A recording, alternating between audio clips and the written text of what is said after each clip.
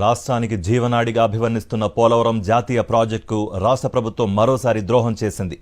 బాబు ఘోర తప్పిదం వల్ల రాష్ట్ర ఖజానాపై 4,753 కోట్ల రూపాయలు భారం పడనుంది. ఇంతా నష్టపోతున్నా కూటమి సర్కార్ నోరు మెదకపోతూ ఉండడంతో సర్వత్రా విస్మయం వ్యక్తమవుతోంది. ఇప్పటికే పోలవరం నీటి నిల్వ మట్టాన్ని 45 మీటర్ల నుంచి 41 మీటర్లకు తగ్గిస్తూ ఆగస్టు 28న కేంద్ర కేబినెట్ తీసుకున్న నిర్ణయాన్ని రాష్ట్ర ప్రభుత్వం అంగీకరించడం ద్వారా పోలవరం రిజర్వాయర్ను బ్యారేజ్గా మార్చేసింది. తాజాగా కుడి కాలువ సామర్థ్యం 11,000 క్యూసెక్కులు, ఎడమ కాలువ సామర్థ్యం 8,000 క్యూసెక్కులతో చేపట్టిన పనులకి బిల్లులు ఇస్తామని కేంద్ర జలశక్తి శాఖ తేల్చి చెప్పినప్పటికీ రాష్ట్ర ప్రభుత్వం నోరు మెదపకపోవడం విస్తుగొలుపుతోంది. దివంగత సీఎం వైఎస్ రాజశేఖర రెడ్డి ఉత్తరాంధ్ర సుజల స్రవంతి ద్వారా ఆ ప్రాంతాన్ని సస్యశ్యామలం చేసేందుకు 8 లక్షల ఎకరాలకు నీళ్లందించేలా 17,580 క్యూసెక్కుల సామర్థ్యంతో పోలవరం ఎడమ కాలువను కృష్ణా డెల్టాకు నీటి కరువన్నదే లేకుండా చేసేందుకు 17,560 క్యూసెక్కుల సామర్థ్యంతో కుడి కాలువను 2004లో చేపట్టారు.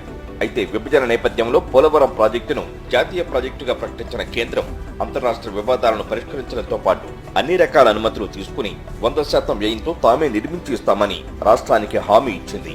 ఆ మేరకు విభజన చట్టంలో సెక్షన్ 90లో స్పష్టం చేసింది. ప్రాజెక్టు నిర్మాణ పనులు చేపట్టడం కోసం పోలవరం ప్రాజెక్టు అథారిటీని 2014 మే 28న ఏర్పాటు చేసింది. 2015 మార్చి 12 నిర్వహించిన తొలి సర్వసభ్య సమావేశంలోనే తాజా ధరల మేరకు పోలవరం ప్రాజెక్టు సవరించిన అంచనా వ్యయ ప్రతిపాదనలు ఇవ్వాలని రాష్ట్ర ప్రభుత్వాన్ని కోరింది. అయితే సవరించిన అంచనా వ్యయ ప్రతిపాదనను సమర్పించడంలో అప్పటి చంద్రబాబు ప్రభుత్వం తీవ్ర జాప్యం చేసింది. ఎట్టకేలకు 2017 ఆగస్టు 17న రెండో సవరించిన అంచనా వ్యయ ప్రతిపాదనలను పీపీఏకు సమర్పించింది. ఆ ప్రతిపాదనలో కుడి ఎడమ కాలువ సామర్థ్యాన్ని తప్పుగా పేర్కొంది.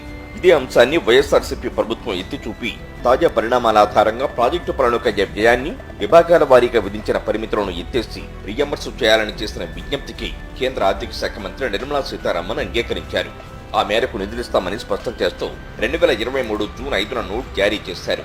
కానీ ఇప్పుడు కుడి కాలువ సామర్థ్యం 11,000, ఎడమ కాలువ సామర్థ్యం 8,000 క్యూసెక్కులతో చేపట్టిన పనులకి బిల్లులు ఇస్తామని కేంద్రం స్పష్టం చేసింది. ఈ నిర్ణయం వల్ల రాష్ట్ర ఖజానాపై 4,553.93 కోట్ల భారం పడుతుందని జల వనరుల శాఖ అధికార వర్గాలు ఆందోళన వ్యక్తం చేస్తున్నాయి. అంటే కళ్ల ముందే చిరకాల స్వప్నం కరిగిపోతుండటంతో రైతులు, సాగునీటి రంగ నిపుణులు ఆందోళన వ్యక్తం చేస్తున్నారు. పోలవరం ఎత్తును తగ్గించడం ద్వారా భూసేకరణ, పునరావాస వ్యయం రూపంలో ఇప్పటికే 23,622 కోట్లను కేంద్రం మిగిల్చుకుంది.